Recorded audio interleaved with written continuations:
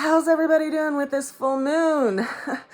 It's been intense for some of the people that live in the main house of the property that I live on. And I think it's interesting because depending on where Pisces and Virgo is in a person's chart, it's really highlighting those areas of our lives.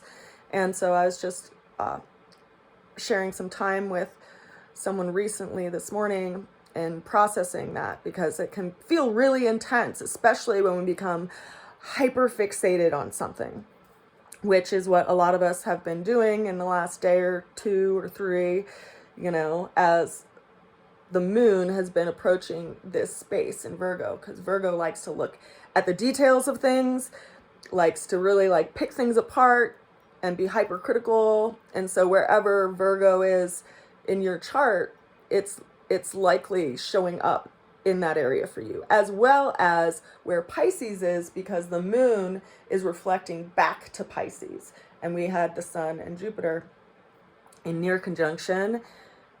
We do today, and then Neptune's just a few degrees away. So we have this revealing of where our illusions are in our life, and how that can and may have kind of led us astray and led us off of the path that we're actually feeling more called to be on. And this brings me to the cards of the day, which we have 4 cards today. And I do just want to give a shout out to the people who have contributed to my fundraiser, because it's meant a lot to me to be able to look forward to the possibility of printing my deck and also printing sets of cards to sell so that I can actually fund these daily free videos. I have been, to be honest, considering not doing daily videos and just doing weekly videos, or even moving more towards monthly videos with the transits that are going on with the planets. And I guess I just want to make sure that the time I'm investing in it is time that is useful to people. So if there is something that I touch on that you'd like more education about, or you would be interested in looking more at the transits, or once a week would be fine for you, or heck no, I want daily videos every day, let me know. And also, if you do prefer daily videos, please consider making a contribution, because I am really considering if this is something that is worthwhile for people. So thank you for those who have contributed. I really do appreciate it. And I am hoping that I will meet my goal in the next couple of weeks so I can get my cards printed, because that would be a huge relief to me, because I don't want to keep destroying my cards. The lamination is coming off of my cards. Okay, enough of that for today. The opening card that we have is the Charioteer. The challenge that we have for today is the 6 of Pentacles. The way we're going to get through the challenge is the 4 of Cups. And the overall outcome for the day is the 3 of Wands. So, interestingly enough, this card that we start off the day with is associated with the moon. And it is also a major arcana. So, if we consider, come into our bodies and consider what we actually feel like we need to be called to move toward, and what we feel attracted to with our emotional being, it lends this energetic of having to leave something that we're familiar with to go out into something new, which is this energy of the Charioteer.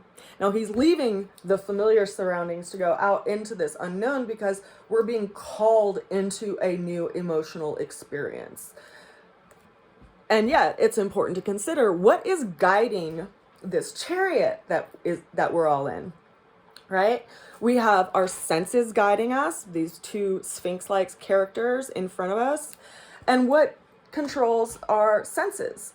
Well, our mind does. Our mind is what pulls in the reins when we're going too far off of our path, or we're being led astray. We have to engage our mind to know when to say, whoa, as my great-grandfather said. At least my grandma told me this. I didn't get to hear him say that. But apparently when he bought his first automobile. Anytime he went to stop it, he would say, "Whoa," as if he was still riding a horse, which I think is really sweet. But we have to learn to do this with our own lives and with our own self, right? When we feel our senses are kind of like pulling us astray, how can we pull ourselves back? Because ultimately, it's not like life happens to us. We are engaging with life, and we are bringing ourselves out into the world. And so this is asking us, how do we have discipline with ourselves? How do we figure out, when to pull in the reins? And a lot of that is through observation of our mind, which Virgo is the energy that we're doing that in. Virgo is the observer. It's the assimilator of information. It's what decides what is coarse and what's fine and what can get through the filter. And so this energy of having the full moon in Virgo is highlighting this. If you found yourself in a mental space yesterday, today, tomorrow, while the moon is in this transit opposite of Jupiter and the sun, it's really highlighting where we can be overly critical of ourselves. And that might not be something that's so useful. Just saying. If our inner critic comes out and is engaged to help give us direction, that's one thing. But if our inner critic comes out and just starts like smacking us around, well then, that might not be your friend to listen to. Just saying. So we have to be willing to like have some observation of where the mind goes and consider that a lot of the places that it goes is just a conditioning and it's not a conscious choice. So the law of falling can happen in the mind just as easily as it does out there in the world. If you drop something, right? Things fall, our attention falls, and we can fall into things, but it takes an effort to pick it up. It takes an effort to pull the reins. It takes an effort to engage in life in a very purposeful way. And so we have this challenge that's showing up today, right? The Four of Cups. It's this person who's like, okay, I have this situation in my life and I can make do with this situation. I can work through it. But then there's something else that's like calling our attention to this new emotional experience. And so we're contemplating things. We're contemplating where we're at and if we're satisfied with where we're at and if we really are feeling this satiation in our heart space or if we are longing for something new. And this Ace of Cups showed up yesterday, so it does hint to this idea that there's some kind of longing in our emotional experience for something that is more opening, right? And so here we have the way that we're going to get through the challenge today, which is the Six of Pentacles. This is someone who's deciding where they're going to put their energy and their effort and their resources and their time, right? So we have to choose our company wisely. And that's what the Charioteer does. He decides who's going to get on his chariot, what's necessary in his chariot, and what he needs to have to move forward down the path. Right? And we have to choose and pick our, the people in our company wisely, right? It's like this, the story I had referred to about a month ago around that play that I created and how we shape ourselves by who we're surrounded by. And so if, you find yourself in conversations that drag you down, are you giving your energy and your effort to that? Do you keep feeding into it? How can you give your energy and your effort towards something that actually feeds back to you and is inspiring and encouraging and uplifting, and not in a pinch the cheeks kind of way, but more in a intentional, conscious exchange. And so we're in this place of being judicious around I don't have time for that. this is where I want to give time to. This is what is actually really important to me, because, you know, I mean, if anything that we've seen and been sobered up to in the last couple of years is that, like, time isn't a definite thing, right? I mean, I just learned that someone that I grew up with passed away just a couple of days ago at 56 years old from a brain aneurysm. You know, I mean, we don't know how much time we have. So what do you want to give your effort to? We got to think about that, because it's important, you know?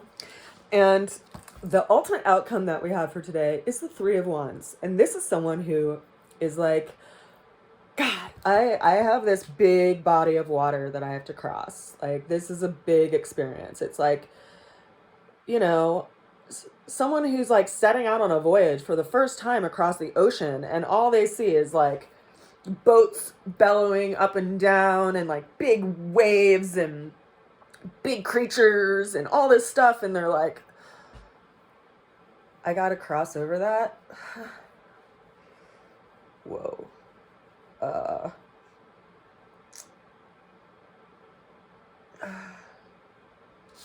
And so we feel reluctant, we feel hesitant, we don't know if we can actually